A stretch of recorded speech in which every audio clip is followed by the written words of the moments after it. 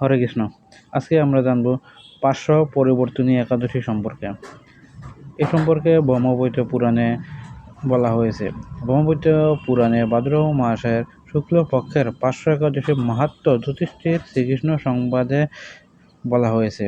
যুধিষ্ঠির মহারাজ জিজ্ঞাসা করলেন, হে কৃষ্ণ, ভাদ্র মাসের শুক্ল পক্ষের একাদশীর নাম কি?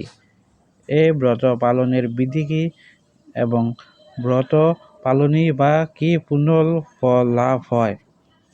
উত্তরে শ্রীকৃষ্ণ বললেন, হে ধর্মরাজ, মহাপাপ পুণ্যপ্রদা সমস্ত পাপ হারিণী এবং মুক্তিদায়িনী এই একাদশী বাজপেয়ী যজ্ঞ থেকেও বেশি ফল দান করে। যে ব্যক্তি এই তিথিতে ভক্তি সহকারে ভগবান শ্রী বামন দেবের পূজা করেন, তিনি ত্রিলোক পূজিত হন। পদ্ম ফুলে পদ্মলোচন শ্রী বিষ্ণুর অর্চনকারী বিষ্ণুলোক প্রাপ্ত হন। সাহিত্য ভগবান এই তিথিতে পার্শ্ব পরিবর্তন করেন, তাই এর নাম পার্শ্ব একাদশী বা পরিবর্তনী একাদশী। যুধিষ্ঠির মহারাজ বললেন, হে জনার্দন, আপনার এ সকল কথা শুনেও আমার সন্দেহ পূর্ণরূপে দূর হয়নি।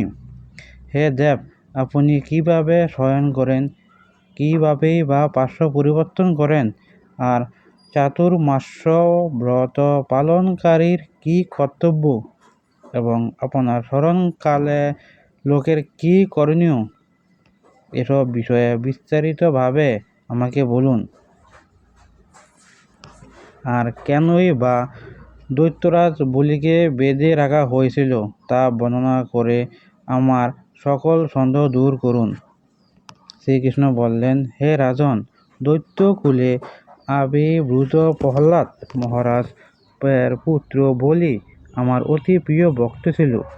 সে আমার সন্তুষ্টি বিধানের জন্য গো বামন পূজা যজ্ঞ আদি ব্রত সম্পাদন করত, কিন্তু ইন্দ্রের প্রতি বিদ্বের বশত সকল দেবলোক সে জয় করে নেয়।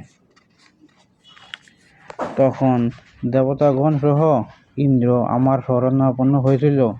তাদের প্রার্থনায় আমি ব্রাহ্মণ বালক বেশে বামন রূপে বলি মহারাজের যজ্ঞস্থলে উপস্থিত হলাম। তার কাছে আমি ত্রিপাদ ভূমি মাত্র প্রার্থনা করছিলাম। সেই তুচ্ছ বস্তু থেকে আরও শ্রেষ্ঠ কিছু সে আমাকে দিতে চাইলেও আমি কেবল ত্রিপাদ ভূমি গ্রহণে স্থির থাকলাম।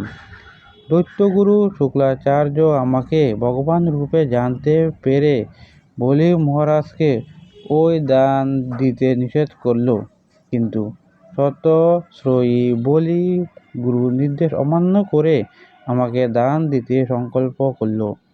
তখন আমি এক পদে নিচের সপ্তলোক, আরেক পদে উপরের সপ্তভুবন অধিকার করে নিলাম। পুনরায় তৃতীয় পদে স্থান চাইলে সে তার মাথা পেতে দিল। আমি তার মস্তকে তৃতীয় পদ স্থাপন করলাম। তার আচরণে সন্তুষ্ট হয়ে আমি সর্বদা তার কাছে বাস করার প্রতিশ্রুতি দিলাম। ভাদ্র শুক্লপক্ষীয় একাদশীতে ভগবান শ্রী বামনদেবের এক মূর্তি বলি মহারাজের আশ্রমে স্থাপিত হয়। তৃতীয় মূর্তি ক্ষীরসাগরে অনন্ত দেবের কোলে শয়ন একাদশী থেকে উত্থান একাদশী পর্যন্ত 4 মাস শয়নে অবস্থান থাকেন। এই 4 মাস যে ব্যক্তি নির্দিষ্ট নিয়ম ব্রত বা জপ তপ ব্যতীত দিন যাপন করে, সেই মহামূর্খ জীবিত থাকলেও তাকে মৃত বলে জানতে হবে। শ্রাবণ মাসে শাক, ভাদ্র মাসে দই, আশ্বিনে দুধ, কার্তিক মাসে মাসকলাই বর্জন করে এই 4 মাস শ্রীকৃষ্ণের আরাধনা করতে হয়। প্রতিটি একাদশী ব্রত যথাযথভাবে পালন করতে হয়। সাহিত্য ভগবান পার্শ্ব পরিবর্তন করেন বলে এই একাদশী মহাপুণ্য ও সকল অভীষ্ট দাতা। এই একাদশী ব্রত পালনে 100 অশ্বমেধ যজ্ঞের ফল পাওয়া যায়। হরে কৃষ্ণ।